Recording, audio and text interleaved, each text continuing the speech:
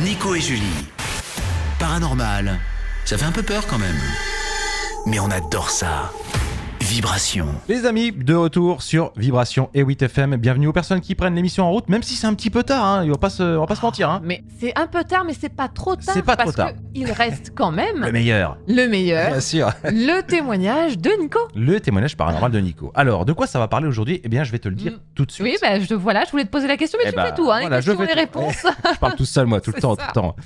Alors, Bon. les amis, ce soir, je vais vous raconter une très très vieille enquête qu'on a faite dans nos débuts de chasseurs de fantômes. Ça remonte à très très très longtemps. Ok. On Tu est peux allé- deviner, j'essaye de deviner. Essaye de deviner, Ok. vas-y. On est allé avec Julie dans une maison d'une personne qui vivait des phénomènes un petit peu étranges. Et D'accord. cette personne, elle avait aussi beaucoup de problèmes dans sa vie personnelle. C'est-à-dire que tout ce qu'elle entreprenait, eh bien, ça capotait. Tout, à tous les niveaux. Ça y est, je l'ai. C'est une enquête chez nous qui s'appelle La Maison aux 1000 poupées. C'est bien exactement ça, tout à fait. Super. Alors, donc cette personne, elle avait fait appel à l'époque à un médium. Et c'est grâce à ce médium que nous sommes allés dans cette maison. Donc, on arrive sur place. La personne nous raconte que, en effet, elle a des soucis au niveau relationnel, elle a des soucis au niveau de la santé, elle a des soucis au niveau de son travail. Oui. C'est une galère de bout en bout. Très compliqué. Très, très compliqué. Donc, on arrive sur place, on discute un petit peu avec cette dame. Et on commence, comme à notre habitude, à s'installer progressivement dans la maison, à placer des caméras de surveillance, à commencer un petit peu à investiguer les lieux et prendre connaissance de la topographie. Parce que c'est pareil, il y avait un très très grand terrain, donc il y avait plusieurs annexes, enfin c'était un petit peu grand quand même malgré tout. Donc on commence un petit peu à interpeller les énergies, on a donc le médium qui était avec nous qui nous guide un petit peu par rapport à ses ressentis. Et très rapidement, je vais commencer à avoir des réactions très étranges à l'extérieur de la maison. Et là, vrai. moi, ça m'a un petit peu vraiment interpellé parce que c'est très très rare d'avoir des interactions plutôt à l'extérieur qu'à l'intérieur d'une maison. En tout cas, dans nos expériences, à nous. Et donc, j'avais mon détecteur EMF à la main, donc c'est un détecteur de variation électromagnétique, également appelé K2 dans le milieu. C'est ça. À la base, c'est un outil d'électricien, hein, il faut le savoir. C'est C'est vrai. un outil qui sert à détecter les gaines électriques dans les murs. C'est un des outils un petit peu phares de la chasse aux fantômes. C'est la base. C'est la Pour base. tout chasseur de fantômes, franchement, il y a un K2 qui traîne dans la poche. Toujours. Mais là où c'est intéressant avec ce genre d'appareil, c'est que quand on est dans un lieu sans électricité et que malgré tout on a des perturbations électromagnétiques, surtout quand on est dehors en plein milieu d'un champ, là ça devient un petit peu intéressant. Oui. Donc je m'approche de cet endroit et vraiment c'était concentré à un endroit précis. Quand je dis précis, c'était sur une circonférence de peut-être 50 cm quoi, pas plus. Hein. Tu faisais un pas de côté Oui. Ou devant et ça s'arrêtait. L'appareil ne se déclenchait plus. Et c'était vraiment dans le rouge. Oui, Donc, oui, c'était oui. très très fort, vraiment très très fort.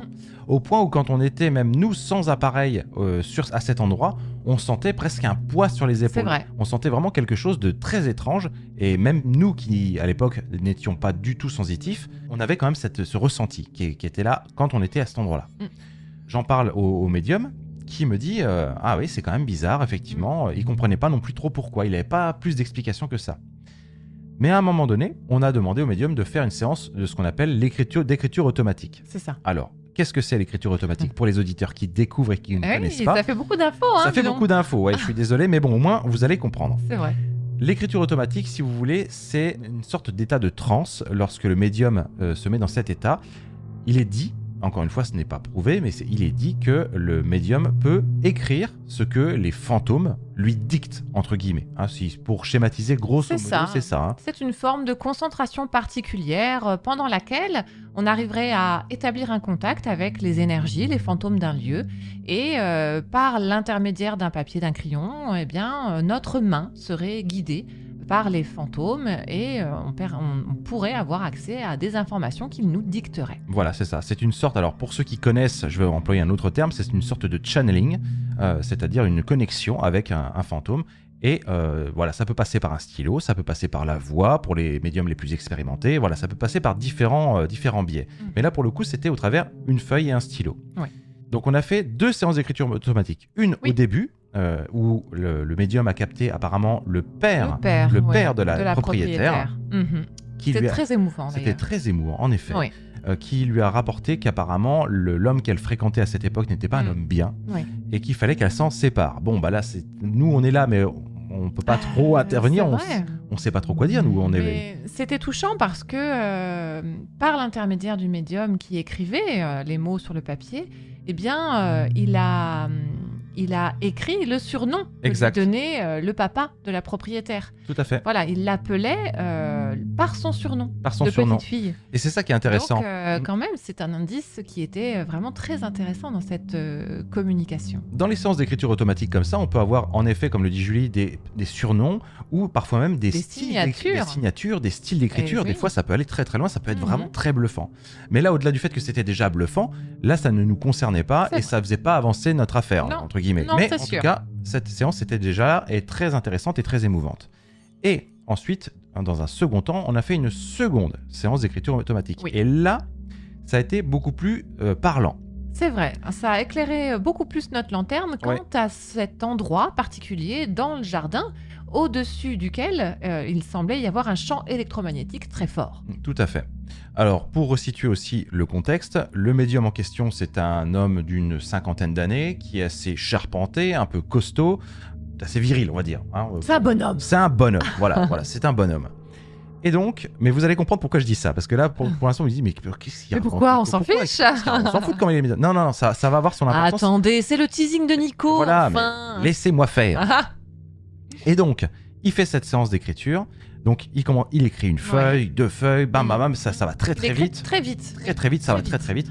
Et on était dans le noir. On était dans le noir parce que nous, on Mm. filme beaucoup en infrarouge. Ouais. Donc, il voyait pas vraiment ce qu'il écrivait. Et encore Ouais, une fois, c'était encore plus impressionnant. c'est ça. Et il était, encore une fois, en transe. Mhm. C'est-à-dire qu'il était plus là. C'était C'est vrai.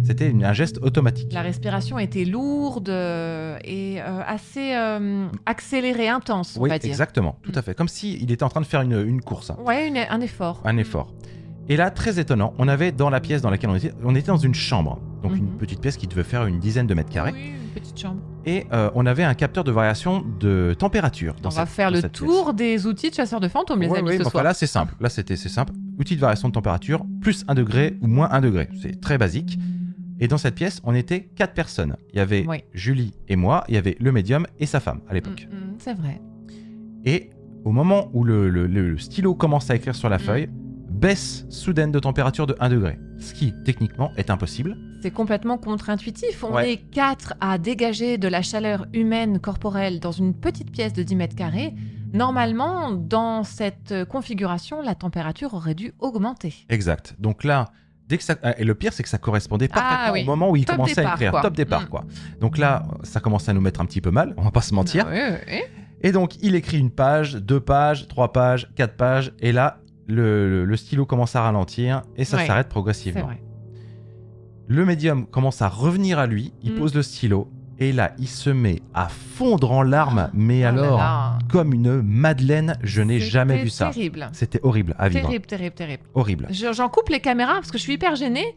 Je me dis, qu'est-ce que je fais là? Parce que là, il faut bien vous dire que moi, je suis en train de filmer presque en gros plan pour capter ce qu'il écrit. Là, c'est hyper gênant et je me dis, mon Dieu, on peut pas filmer cette intimité comme ça, cet c'est ça. instant de faiblesse. Je coupe tout. Je coupe la caméra, je coupe l'enregistrement et voilà, on laisse la situation en suspens. C'était un petit peu difficile pour nous parce que le but c'était pas de porter atteinte à son intégrité Mhm. et voir ce bonhomme, ce gaillard. Voilà, on y revient. On y vient. Voilà, c'est pour ça que je voulais y venir. Quand on voit ce bonhomme pleurer comme une fillette de 10 ans, Ouais. ça nous a vraiment beaucoup marqué, beaucoup touché et beaucoup choqué aussi parce que au final, on a compris que dans cet endroit, ce fameux endroit où le détecteur EMF s'activait, c'était en effet un puits. Mm. Et dans ce puits, une jeune fille, une petite Oui. fille, aurait été apparemment abusée, on va dire, Mhm. pour garder les termes corrects, et aurait été balancée dans Ouais. ce puits. Ouais, Ce qui effectivement, expliquerait, elle aurait, en tout cas, ce trou dans la terre sommaire lui aurait servi de sépulture. Voilà. Et c'est pour ça, entre guillemets, que on avait ces déclenchements de Ouais. K2 au-dessus de cet endroit. Mm. Alors malheureusement, et c'est là où c'est vraiment dommage, c'est Eh qu'on n'a oui. pas réussi à avoir le fin mot de l'histoire, on n'a pas réussi à découvrir que ce serait un prénom ou une identité ou quoi que ce soit, on n'a pas pu recouper les informations. Non. malheureusement. Et puis, il faut dire que les archives en ont pris un coup Exact. pendant la Révolution. Après la Révolution, il y a eu aussi des grosses pertes pendant la Seconde Guerre mondiale. Et les archives que possédait encore la mairie n'étaient pas assez vieilles Eh oui. pour remonter à l'époque où auraient pu être commis ces faits affreux. Voilà, donc là c'était un petit peu la PLS pour tout le Ah, monde. c'était pour, horrible. voilà. Non, à vivre c'était. On me dit dans l'oreillette que c'était affreux. Ouais, ouais. Et là, voilà, on peut toujours dire ce qu'on veut. On peut dire, ouais, c'est du chiquet, les médiums, tout ça. Mais là, en tout cas, ce que je peux vous dire, c'est que ce moment-là, il n'a absolument pas été Non, ouais. exagéré parce qu'on ne peut pas se mettre volontairement dans un état Non, c'était terrible. aussi affecté émotionnellement en le voulant. C'est impossible.